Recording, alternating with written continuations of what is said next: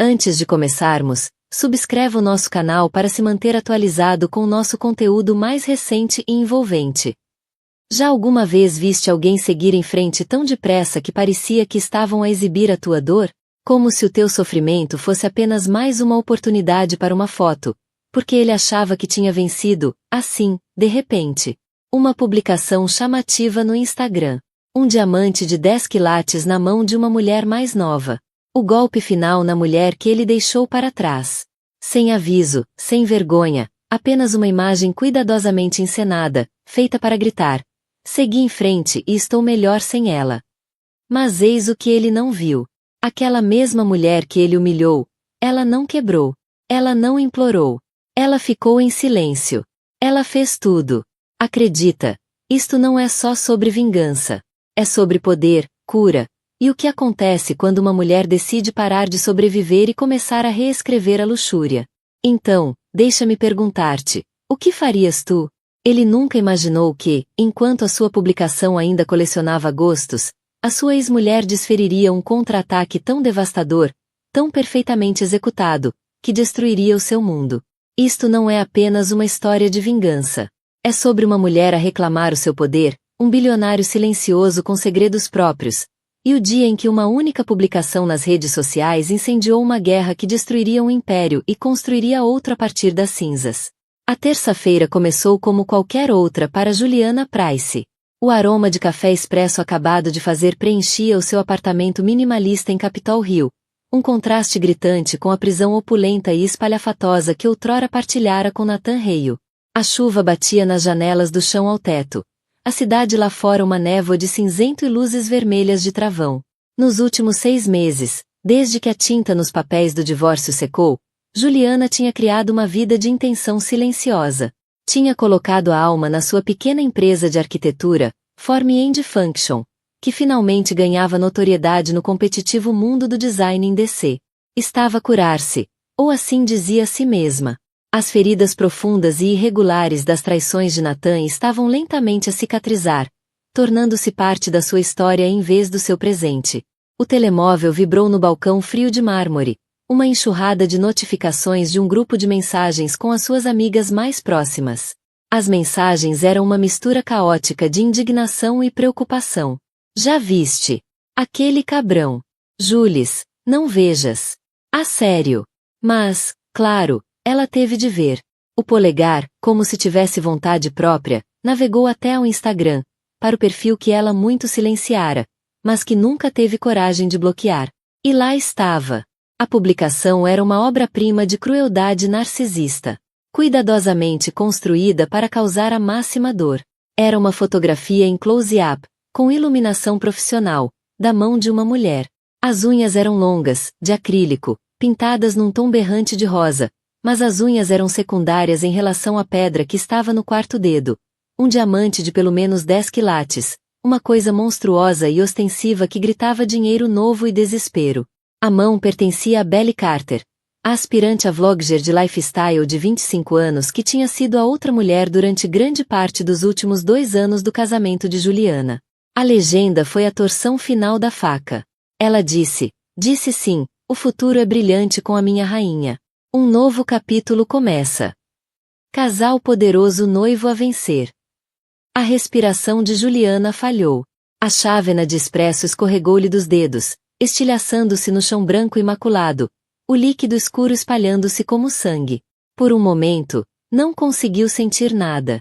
Era como se o choque tivesse feito curto-circuito em todo o seu sistema nervoso.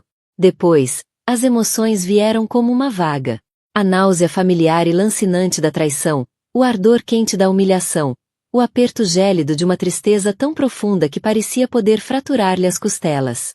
Não era só o noivado, era o espetáculo público. Nathan sabia exatamente o que estava a fazer. Estava a pintar uma narrativa para os milhares de conhecidos em comum, para a elite de DC, para o mundo. Ele era o vencedor, o que tinha seguido em frente, feito o upgrade para o modelo mais novo. Ela era a ex-mulher rejeitada e de coração partido. Ele estava a ganhar. A sua mente, traidora, passou em revista uma montagem da vida que tiveram juntos. Os primeiros dias em que Nathan, Um carismático promotor imobiliário com um sorriso capaz de desarmar exércitos, a tinha deixado deslumbrada. Ele parecia um sonho, enchendo-a de afeto e promessas de um império partilhado. Mas, aos poucos, insidiosamente, o sonho azedou e tornou-se um pesadelo. Ele menosprezava sua paixão pelo design, chamando a sua empresa um projeto engraçadinho.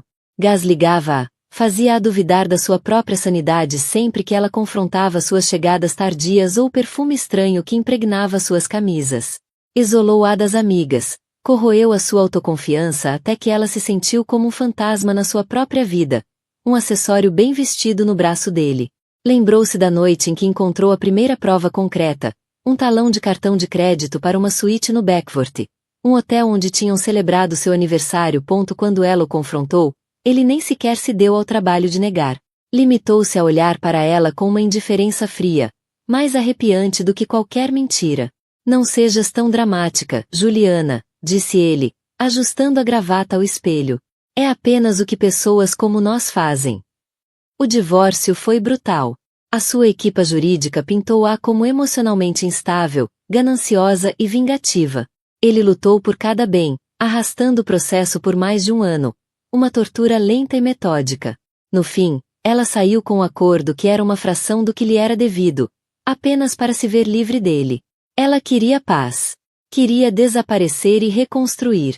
E agora, com uma única publicação no Instagram, ele tentava destruir essa paz. Estava a tentar arrastá-la de volta para sua órbita tóxica, para lembrar, e a todos, de que era ele quem detinha todo o poder. Juliana caiu no chão, alheia à cerâmica partida e ao café que arrefecia. As lágrimas escorriam-lhe pelo rosto, quentes e furiosas. Mas enquanto se sentava ali, no meio dos destroços do seu luto, algo novo começou a despertar dentro dela. As brasas familiares da dor e da humilhação foram atiçadas por uma rajada súbita e inesperada de raiva. Uma raiva fria e clarificadora. Ele achava que tinha vencido. Achava que aquele era o movimento final no seu jogo distorcido de xadrez. Achava que ela era apenas um peão, alguém que podia sacrificar sem pensar duas vezes. Um riso seco e sem alegria escapou-lhe dos lábios. Ela levantou-se. O seu movimento tornou-se, de repente, deliberado, com propósito. Limpou as lágrimas com as costas da mão. O reinado de Nathan Hale sobre a sua vida, as suas emoções, a sua narrativa, tinha terminado. Ele acabará de declarar guerra. E Juliana Price, uma mulher que ele subestimou de forma tão grave, estava prestes a lançar um contra-ataque que abalaria o seu mundo dourado até as fundações. Ele tinha iniciado um novo capítulo. Agora, ela também o faria. A primeira chamada de Juliana foi para Camille Rivera, mais do que apenas a sua melhor amiga. Camille era sócia de um dos escritórios de advocacia mais imponentes de DC. Uma mulher cuja mente era tão afiada quanto os fatos de estilista que usava. Encontrarão-se uma hora depois, num café discreto em Logan. Então, o que faço? Perguntou Juliana, inclinando-se para a frente. Ficar em silêncio? Deixá-lo controlar a narrativa? Não, disse Camille, inclinando-se também. Não vamos deixá-lo controlar coisa nenhuma. Vamos pegar na narrativa dele, destruí-la e criar uma nova. Uma tão poderosa, tão absolutamente inesperada, que aquele anúncio ridículo vai ser uma nota de rodapé esquecida. Ela fez uma pausa, um sorriso lento e astuto espalhando-se-lhe no rosto. O erro dele não foi publicar o anel. O erro dele foi pensar que era o único a jogar este jogo. Foi Camille quem disse pela primeira vez o nome que mudaria tudo. Grayson Locke. Juliana conhecia o nome. Claro que conhecia. Grayson Locke era um fantasma no mundo da tecnologia e inovação de Washington. Um espectro na máquina das finanças globais. Era um bilionário tecnológico, o arquiteto de uma plataforma revolucionária de encriptação de dados que o tornará um dos homens mais ricos do mundo antes dos 30 anos. Mas também era extremamente reservado, quase um recluso. Havia poucas fotos dele, e as que existiam eram imagens granuladas tiradas por paparazzi de um homem alto de cabelo escuro, sempre em movimento, sempre a esconder o rosto. Era conhecido pelo seu intelecto impressionante, pelo seu faro implacável para os negócios e por uma tragédia pessoal de há anos. A morte súbita da mulher e do filho num acidente de viação supostamente afastara-o da vida pública. O que Camille sabia, e o mundo não, era que Grayson Lucas tinha sido o patrono silencioso e anônimo que comprará quase um terço do trabalho apresentado nos eventos de design do ateliê de Juliana no último ano. As suas aquisições, sempre feitas através de um consultor discreto de procurement arquitetônico, foram o que manteve a Form and Function de pé durante os meses mais frágeis. Nunca pediu desconto, nunca fez exigências. Simplesmente comprava o que admirava. Juliana trocara alguns e-mails educados e profissionais com seu assessor, mas nunca conhecera o homem em pessoa. A ideia parecia assustadora. Ele vivia noutra estratosfera, noutra realidade. Por que é que ele me ajudaria? Perguntou Juliana, achando a ideia absurda. O que é que eu poderia oferecer-lhe? Tu não lhe estás a oferecer nada, respondeu Camille. Estás a conectar-te com ele. O mundo inteiro do Nathan é uma fachada de perseção pública e dinheiro barulhento. Grayson Locke é o oposto disso. Ele é poder verdadeiro. É riqueza silenciosa, dinheiro antigo, substância em vez de estilo. O Nathan exibe um diamante de 10 quilates. Um homem como Lucas provavelmente aprecia a elegância discreta de uma safira rara. A semente de uma ideia, ousada e selvagem, começou a enraizar-se na mente de Juliana. Não se tratava de vingança. Não inteiramente. Tratava-se de alinhamento. Tratava-se de encontrar um aliado cuja própria existência fosse um repúdio a tudo que o Nathan representava. Como é que eu sequer o alcançaria? O sorriso de Camille alargou-se. O consultor dele, um homem adorável chamado Elliot, é cliente do meu escritório. Já tomei a liberdade de lhe enviar uma mensagem a perguntar se o Sr. Lucas estaria disponível para uma consulta privada com a dona do ateliê que ele tanto admira, relativamente a uma possível nova comissão. Juliana sentiu um choque de energia nervosa. Estava a acontecer. Camille não estava apenas a sugerir um plano. Estava a executá-lo. A reunião ficou marcada para a noite seguinte. Não num restaurante, nem num escritório, mas no estúdio da Form and Function depois do expediente. O estúdio era o seu território, o seu santuário. Era o único lugar onde sentia que podia encontrar-se com um titã como Grayson Locke em algo que se assemelhasse à igualdade. Passou o dia inteiro num estado de preparação ansiosa, cuidando da iluminação, organizando flores frescas e trocando de roupa meia dúzia de vezes até se decidir por um vestido preto simples e elegante que transmitia confiança. Não desespero. Mas mesmo enquanto ajustava as luzes da galeria e reposicionava as flores pela terceira vez, algo a inquietava. Nessa noite, muito depois de o espaço estar pronto, sentou-se sozinha na borda do banco de betão polido no centro do estúdio, o telemóvel na mão, imóvel. Uma onda de dúvida atravessou-a silenciosamente. Aquilo não era sobre Grayson. Era sobre ela. Já tinha confiado antes. E olha onde isso a tinha levado. E se estivesse prestes a entrar noutra ilusão? E se, mais uma vez, fosse apenas um peão no jogo de outra pessoa? O pensamento apertou-lhe o peito como um punho frio. Tinha-se erguido das cinzas com esforço. E agora estava prestes a entrar de novo num território desconhecido. Às 20 horas em ponto, a porta da frente do estúdio soou suavemente. Não foi um motorista nem um assistente que entrou, mas o próprio homem. Grayson Locke era mais alto do que as fotos desfocadas sugeriam, com uma constituição esguia e atlética. Tinha olhos afiados e inteligentes que pareciam absorver tudo de uma vez, e uma intensidade tranquila, quase melancólica. O cabelo era escuro, com algumas madeixas grisalhas nas têmporas. O rosto era bonito, não de uma forma clássica perfeita, mas de um modo cativante e profundamente marcante. Usava uma camisola de cachemira cinzenta simples e calças escuras. Sem gravata, sem relógio, sem qualquer ostentação de riqueza. Parecia menos um bilionário e mais um professor de filosofia. Miss Price, disse ele, a voz um barítono baixo e agradável. Obrigado por ter aceitado encontrar-se comigo. Senhor Locke, respondeu Juliana, a voz mais firme do que esperava. O prazer é todo meu. Já há muito tempo que queria agradecer-lhe pessoalmente pelo seu apoio. O seu olhar é impecável. Ele acenou com a cabeça, o olhar a percorrer um grande modelo arquitetônico abstrato. Tens um dom para encontrar conceitos que dizem a verdade, disse ele. Caminharam pelo estúdio silencioso, as luzes da cidade cintilando através das janelas altas. Falaram sobre design, sobre a ressonância emocional da estrutura e do espaço. Juliana deu por si a relaxar. O discurso cuidadosamente ensaiado que preparara foi se dissolvendo à medida que a conversa fluía com uma naturalidade inesperada. Ele era ponderado, um ouvinte brilhante, e possuía um humor seco e discreto. Havia nele uma melancolia palpável, um fantasma da tragédia do passado, mas suavizado por uma força profunda e constante. Juliana deu por si a contar-lhe não só sobre o seu trabalho, mas sobre a sua visão, a sua paixão por criar espaços inclusivos e transformadores. Ela falou com um fervor que não sentia há anos, uma chama que Nathan tentou apagar com todas as suas forças. Finalmente, enquanto estavam diante de uma fotografia impressionante de uma árvore solitária e resiliente numa paisagem desolada, Juliana respirou fundo. Senhor Lucas, Grayson, disse ela em voz baixa. Ele ouviu com paciência, o olhar firme e constante. Quando terminou, um longo silêncio instalou-se entre os dois. E nesse silêncio, Juliana sentiu a inquietação da vulnerabilidade a aproximar-se.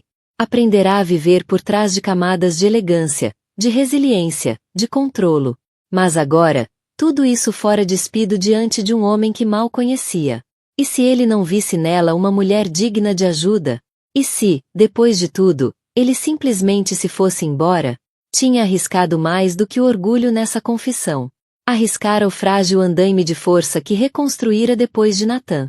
As palmas das mãos estavam frias, a respiração superficial. Aquilo não era uma encenação.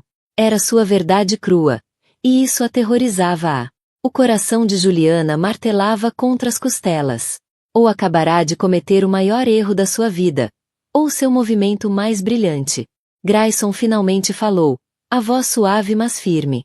O que Nathan Hale fez não é apenas um ato de crueldade. É um ato de fraqueza profunda. E merece uma resposta, não de igual volume, mas de qualidade superior. Olhou dela para a fotografia da árvore resiliente e depois de volta para ela. Acredito que posso ajudar nisso. O plano que Grayson propôs era mais ousado do que qualquer coisa que Juliana poderia ter concebido. Um golpe estratégico magistral, uma manobra de engenharia social tão audaciosa que a deixou sem fôlego. Não se limitava a emprestar o nome. Oferecia-se para criar uma nova realidade. Vou anunciar o noivado, declarou Grayson, o tom tão calmo como se estivesse a discutir a aquisição de ações. Uma declaração pública pensada para estabelecer um novo status quo. A única resposta eficaz é uma declaração pública tua, que o eclipse completamente. Estavam no pequeno escritório nos fundos do estúdio, um espaço apertado e desorganizado que era o verdadeiro santuário de Juliana. Grayson sentava-se à sua frente, não com a imponência de um bilionário, mas com a intensidade focada de um mestre de xadrez, a planear os seus próximos 10 movimentos. Queres que eu finja estar noiva?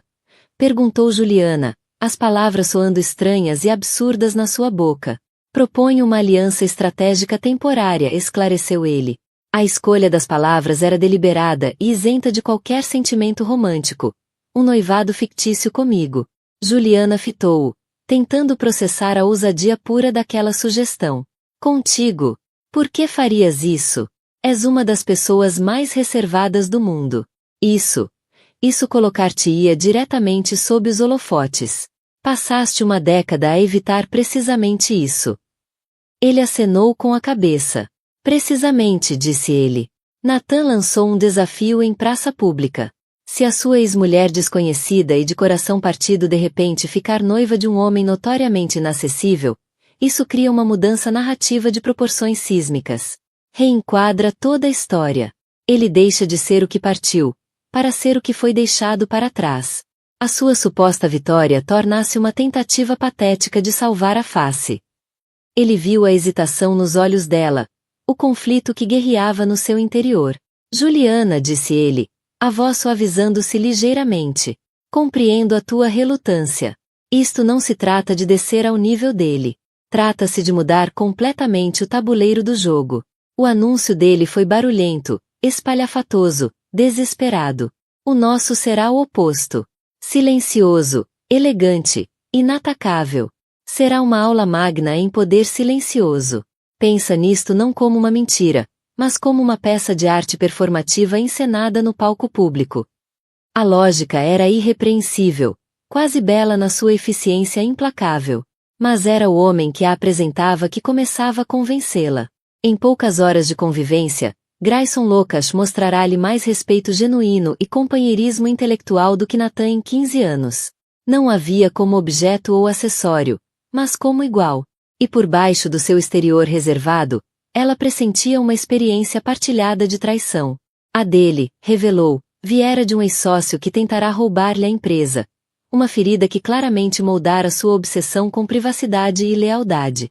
O que implicaria essa aliança? Perguntou ela, a voz quase num sussurro. Um único anúncio, algumas aparições públicas cuidadosamente geridas, uma frente unida durante um período limitado até que a narrativa seja redefinida e Nathan Hale se torne irrelevante.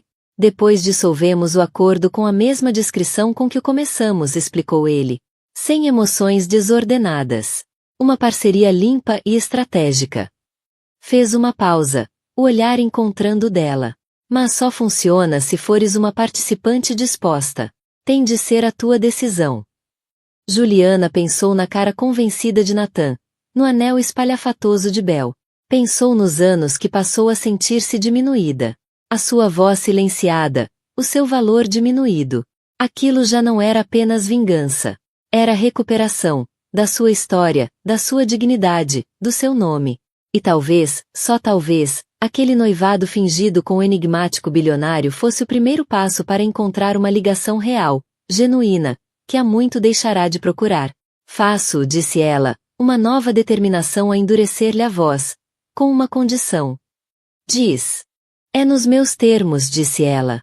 O anúncio, o anel, a forma como nos apresentamos, será um reflexo de mim, deste estúdio, de substância, não de espetáculo. Um raro, genuíno sorriso tocou os lábios de Grayson. Não esperaria menos. As 24 horas seguintes foram um turbilhão de atividade clandestina.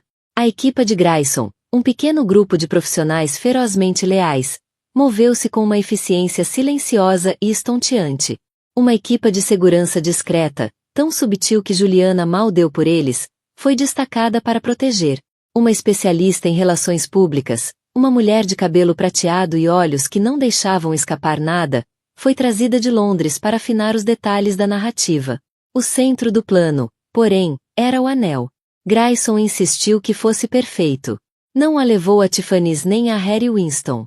Em vez disso, marcou encontro com um joalheiro privado, um artesão idoso que trabalhava num estúdio empoeirado e sem identificação no bairro histórico de Georgetown. Quero algo que reflita a senhorita Price, disse Grayson ao joalheiro. Algo com história, com alma. Não uma pedra que grita, mas uma que canta. O joalheiro trouxe uma bandeja de veludo. No centro, repousava um anel que fez Juliana ofegar. Era uma safira azul real em corte almofadado, com cerca de 5 quilates, ladeada por 2 diamantes subtilmente lapidados em corte esmeralda. A moldura era de platina vintage, detalhada com delicadeza, mas sem exageros. Era a coisa mais bela que ela alguma vez vira. Elegante, intemporal, poderosa. Tudo o que o diamante de Nathan não era. Tinha sido da princesa dinamarquesa, nos anos 20, explicou o joalheiro. Dizem que traz sabedoria e proteção a quem o usa. Quando Grayson deslizou o anel frio e pesado no dedo dela, passou entre ambos uma corrente estranha, inesperada. Por um breve segundo, na luz difusa daquele ateliê, não parecia uma aliança estratégica. Parecia real. Às 21h07, com Grayson a seu lado, Juliana Price respirou fundo e carregou em publicar. O contra-ataque digital tinha sido lançado. A internet não reagiu apenas, detonou. Durante horas, o mundo digital tinha se alimentado das migalhas lançadas por Nathan Hale. A sua publicação com Belly tinha sido dissecada, partilhada e gozada em igual medida. Era material clássico de tabloide. O homem rico e mais velho, a jovem amante, o anel espalhafatoso. Era uma história tão antiga quanto o tempo, e o público consumiu-a com a previsível mistura de inveja e desdém. Então surgiu a publicação de Juliana. Foi como largar um alfinete numa biblioteca após um concerto de rock. O silêncio foi ensurdecedor, seguido de um suspiro coletivo que percorreu as plataformas sociais. O contraste era tão marcante, tão devastadoramente eficaz, que quase parecia cômico. A publicação de Natan era saturada de cores, excessivamente iluminada, um grito desesperado por atenção. A de Juliana era um estudo monocromático de elegância. A legenda dele era um parágrafo jactante repleto de hashtags. A dela era um poema de 3 palavras. O anel dele, um pedaço berrante de carbono. O dela, uma obra de arte carregada de história e confiança silenciosa. Em poucos minutos, a narrativa começou a mudar. Comparações lado a lado das duas publicações tornaram-se virais. As sessões de comentários transformaram-se num campo de batalha da opinião pública. Na publicação de Natan, isto envelheceu mal. 10 quilates de desespero. O anúncio da ex-mulher é o melhor encerramento de todos os tempos. Na publicação de Juliana, é assim que se faz. Classe pura. Quem é ele? Aquela mão parece poderosa. Não sei quem ela é, mas acaba de ganhar a internet. O verdadeiro caos começou quando uma jornalista atenta de uma prestigiada publicação financeira reconheceu o discreto anel de sinete no dedo mindinho da mão masculina na foto de Juliana. Era o brasão da família Locke. A manchete saiu pouco antes da meia-noite. Juliana Price, ex-mulher de Nathan Hale, noiva do recluso bilionário da tecnologia Grayson Lucas. A onda de choque atingiu Nathan como um golpe físico. Estava num jantar de celebração com Belly e um grupo bajulador de amigos num restaurante da moda no centro de DC. Estava a dar espetáculo, a saborear a atenção, com o telemóvel a vibrar com notificações que ele assumia serem mensagens de parabéns. Depois o telefone começou a tocar incessantemente. Primeiro seu gestor de relações públicas, depois o advogado, depois os sócios. Ele ignorou-os, erguendo o copo de champanhe para mais um brinde. Foi Belly quem viu primeiro, a expressão cuidadosamente montada de adoração a vacilar enquanto deslizava o dedo pelo feed. Natan, sussurrou ela, a voz tensa de pânico. Tens de ver isto. Ele arrancou-lhe o telefone das mãos. O rosto ficou pálido, depois manchado, depois vermelho vivo de raiva. Fitava a imagem a preto e branco da mão de Juliana entrelaçada com a de outro homem. Viu o anel de safira. Um protesto silencioso contra o seu diamante berrante. Leu os comentários, o tsunami de opinião pública a virar-se contra ele com brutal rapidez. Mas foi o nome que fez o mundo dele girar sobre o eixo. Grayson Lucas. Natan sabia quem era Locke. Todos no seu mundo sabiam. Lucas era uma lenda, um espectro, um homem com mais riqueza e influência do que Natan alguma vez poderia sonhar. Um homem que operava num plano de existência tão acima do seu que podiam muito bem estar em planetas diferentes. As risadas e conversas na mesa esmoreceram à medida que todos observavam a expressão de Natan distorcer-se numa mistura de incredulidade e raiva pura. Sentiu uma humilhação profunda e esmagadora, 1000 vezes pior do que qualquer coisa que tinha planeado infligir a Juliana. Quis mostrar ao mundo que tinha feito um upgrade. O mundo dizia-lhe agora que ela é que tinha feito. Tinha se retratado como rei, só para ser revelado como o bobo da corte. A sua vitória cuidadosamente construída desmoronou-se em poucas horas. Belly, entretanto, enfrentava sua própria crise. Tinha apostado tudo em Natan, acreditando que ele era o auge do sucesso.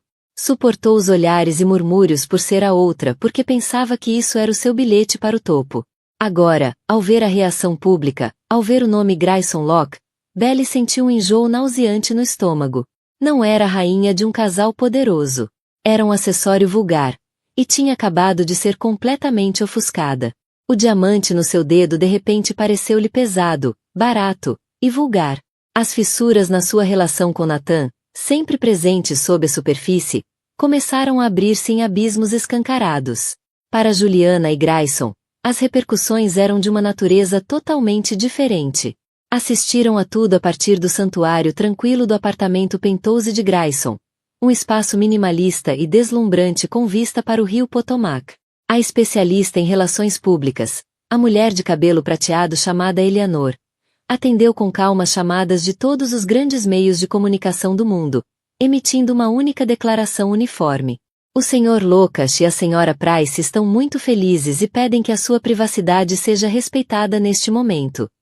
O pedido de privacidade, claro, apenas alimentou o fascínio público. O noivado tornou-se a maior história do ano. Quem era Juliana Price?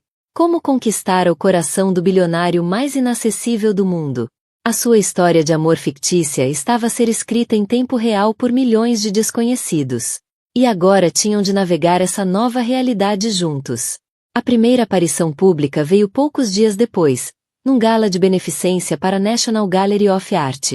No momento em que saíram do carro, foram engolidos por um mar de câmaras a disparar flashes. Grayson, que durante anos evitara esse tipo de cena, era o retrato da compostura. Colocou uma mão protetora na parte inferior das costas de Juliana, guiando-a pela confusão. Lá dentro, tornaram-se o centro de gravidade incontestável. Pessoas que antes ignoravam Juliana agora imploravam por uma apresentação. Nathan também estava lá, com Belle ao lado. Tentou aproximar-se. Um sorriso predador colado ao rosto. Mas a equipa de segurança de Grayson materializou-se, formando uma barreira educada mas impenetrável. Nathan ficou parado ali, impotente e furioso, enquanto Grayson se inclinava e murmurava algo ao ouvido de Juliana. Algo que a fez rir. Um som genuíno e belo, que ecoou a derrota de Nathan por toda a sala de baile. A performance era eletrizante, aterradora e surpreendentemente natural. As linhas entre aliança estratégica e algo mais real começavam a esbater-se. Ao lado de Grayson, Juliana não se sentia como se estivesse a representar. Sentia que estava, finalmente, a tornar-se na mulher que sempre fora destinada a ser. Poderosa, confiante, completamente no controle da sua própria história. O jogo tinha mudado. Mas estava longe de terminar. Nathan Hale era um animal encurralado. E animais encurralados são sempre os mais perigosos.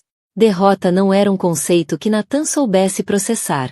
Humilhação, por outro lado, era combustível puro para o seu tipo de obsessão vingativa. Ver Juliana, a esposa que descartou, no braço de alguém como Grayson Lucas, era uma ameaça existencial ao seu ego. Não conseguia aceitar. Tinha de destruir aquilo. O primeiro movimento. Encontrar podres. Contratou uma equipa de investigadores privados impiedosos, do tipo que operava nas sombras mais obscuras do mundo jurídico da cidade. Mas Grayson Locke não era apenas limpo. Era uma fortaleza. Toda sua vida era um testamento à privacidade meticulosa e à segurança digital. Os investigadores depararam-se com uma parede de dados encriptados, acordos de confidencialidade blindados e funcionários ferozmente leais. A equipa de segurança privada de Grayson, um grupo de antigos operacionais dos serviços de inteligência, estava sempre 2 passos à frente. Interceptaram tentativas de suborno a ex-funcionários. Detetaram uma tentativa de hacking aos servidores pessoais de Grayson. E fizeram saber discretamente, mas sem deixar margem para dúvidas, que os investigadores estavam a pisar terreno perigosamente letal. Após 2 semanas e quase 4 milhões gastos, o investigador principal ligou a Nathan com uma conclusão clara. Não conseguimos tocá-lo. É como tentar investigar um fantasma. Frustrado e cada vez mais paranoico, a obsessão de Nathan começou a envenenar todos os outros aspectos da sua vida. O seu negócio imobiliário, o Hale Development Group, sempre operara numa zona cinzenta, construída com alavancagem agressiva, apertos de mão e atalhos regulatórios. Mas com o novo escrutínio mediático provocado pela saga com Locke, essas práticas duvidosas deixaram de estar em segurança nas sombras. Um jovem jornalista ambicioso do Wall Street Journal, chamado Ben Carter, farejou sangue na água. Começou uma investigação profunda sobre a Hale Development, começando pelo espetáculo público dos noivados concorrentes. Inicialmente, era uma peça de interesse humano, mas uma dica anônima bem posicionada orientou-o para um projeto de condomínio de luxo em Arlington.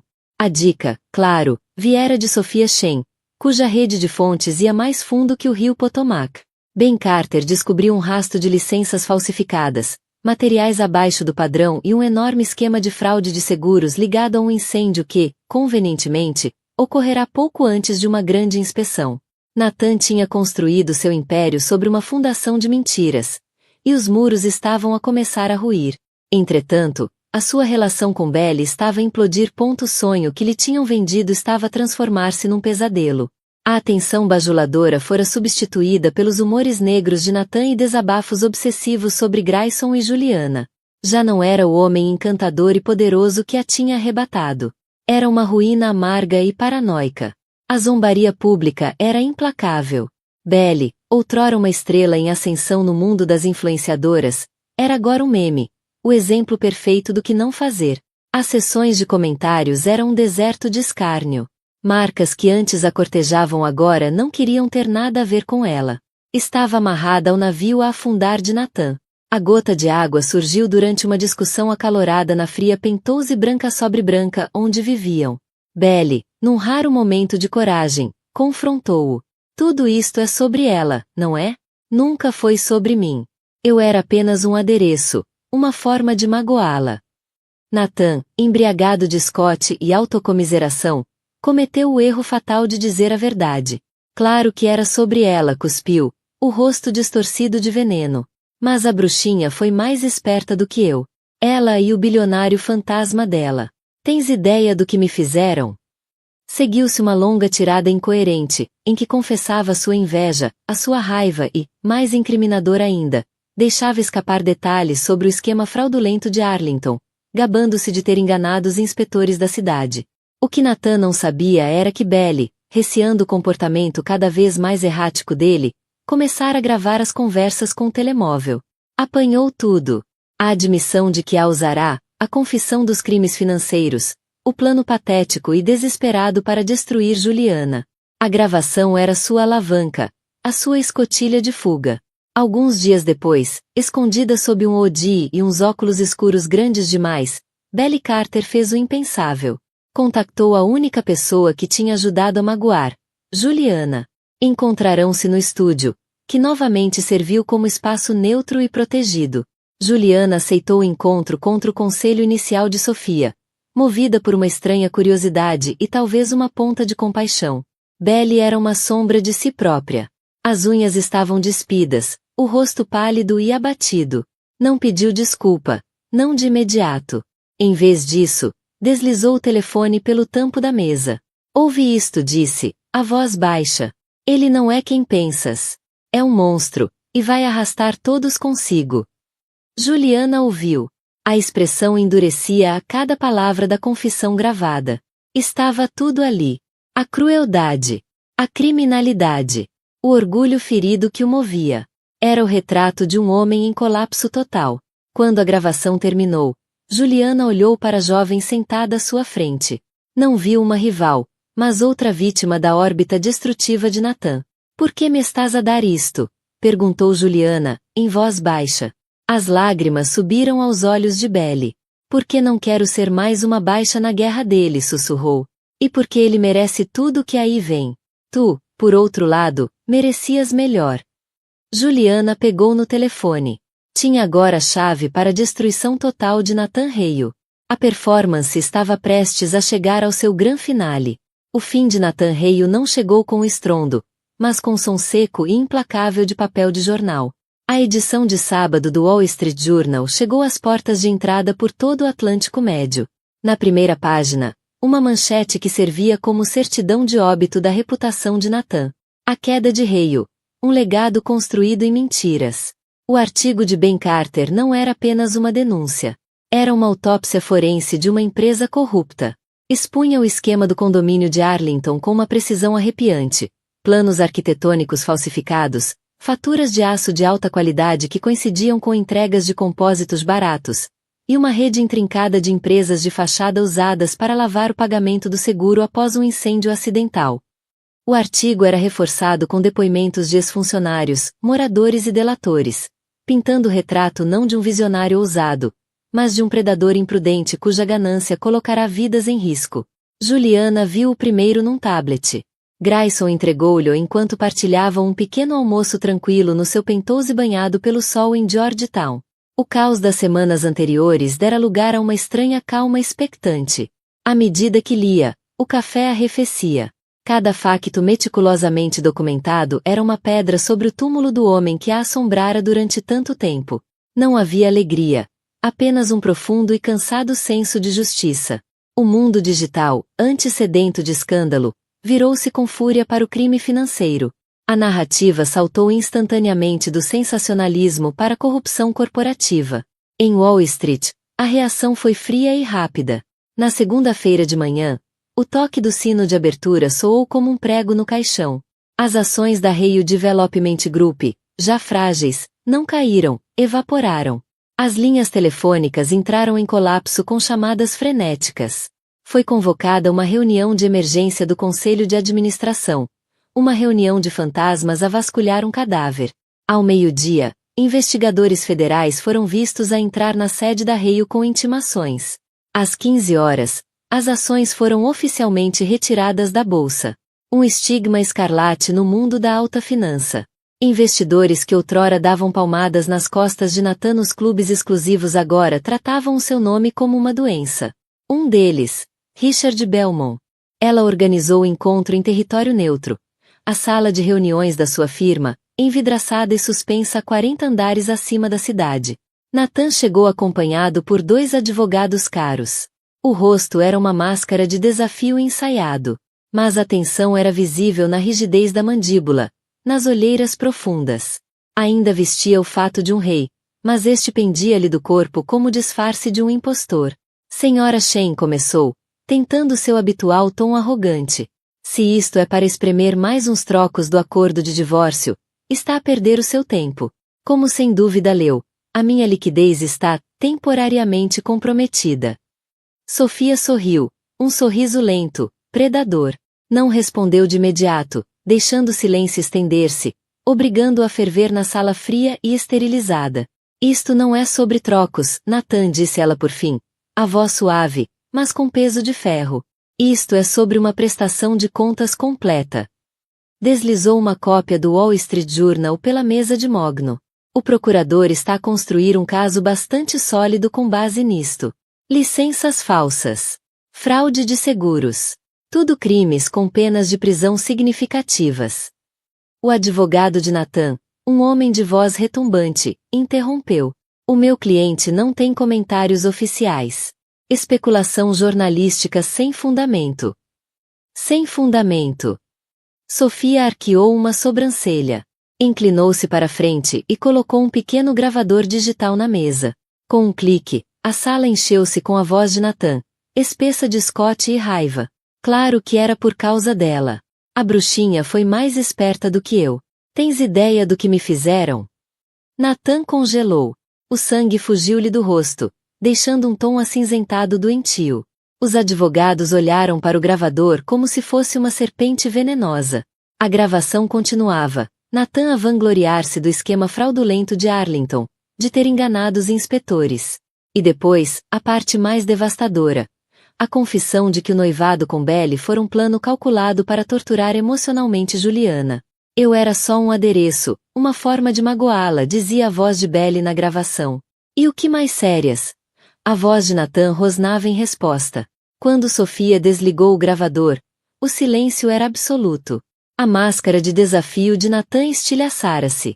Restava apenas o rosto cru e patético de um homem completamente ultrapassado. Isto, disse Sofia, baixando o tom para quase um sussurro, é o testemunho da tua noiva, pronta a entregá-lo, juntamente com uma montanha de outras provas, a acusação, em troca de imunidade. Esta gravação torna o caso de fraude do procurador à prova de bala. E serve de base para um processo civil por danos emocionais que vai fazer a tua cabeça girar. Ela recostou-se. A caçada terminara. Então é isto que vai acontecer, ditou, sem margem para negociação. O acordo de divórcio será reaberto. Juliana receberá 50% dos bens conjugais, sem restrições, conforme avaliados antes do colapso do teu império criminoso. Assinarás a escritura da propriedade de Cape Cod e da coleção de arte. A verdadeira, não as falsificações que tentaste impingir-lhe. Será criado um fundo fiduciário para a Sra. Carter, financiado por ti, para garantir o seu silêncio e cooperação. E assinarás este documento, uma confissão completa das tuas motivações, que será mantida em custódia pela minha firma. Se alguma vez voltares a mencionar o nome de Juliana em público, será publicado. Ficarás arruinado, Natan. Mas com a nossa cooperação, talvez escapes à prisão federal. Os advogados, sem alternativas no tabuleiro, começaram imediatamente a aconselhá-lo a aceitar. Natan ficou sentado, encolhido no fato caro. Um rei sem reino. Uma voz sem rugido. Pegou na caneta, a mão a tremer, e assinou o fim do seu mundo. Enquanto o mundo de Nathan desabava, o de Juliana florescia. A aliança estratégica com Grayson desabrochara silenciosamente, de forma orgânica, no relacionamento mais profundo da sua vida. A performance tinha terminado, mas a ligação que forjara era real. Passaram semanas numa bolha só deles, descobrindo quem realmente eram por trás das fachadas públicas. Houve uma tarde de neve a caminhar junto ao Potomac, onde ele falou pela primeira vez da falecida esposa, não com uma dor esmagadora, mas com uma nostalgia suave, admitindo que Juliana era a primeira pessoa que lhe fazia sentir a promessa de um futuro, não apenas a memória de um passado.